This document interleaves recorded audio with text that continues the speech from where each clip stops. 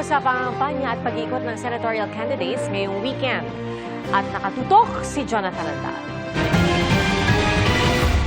Dumalo sa pagtitipon sa Malate, Maynila kanina si Attorney Jimmy Bondoc, pati sina Attorney J.V. Hinlo, Attorney Raul Lambino at Philip Salvador. Na dumalo rin sa isang press con kahapon kasama si Congressman Rodante Marcoleta. Nagpunta rin sa Maynila pati sa Quezon City sina Senador Bato de la Rosa at Senador Bongo. Nasa Hong Kong naman sina Congresswoman Arlene Brosas, Teddy Casino at Liza Masa. Nagpunta sa book launch si Gringo Honasan.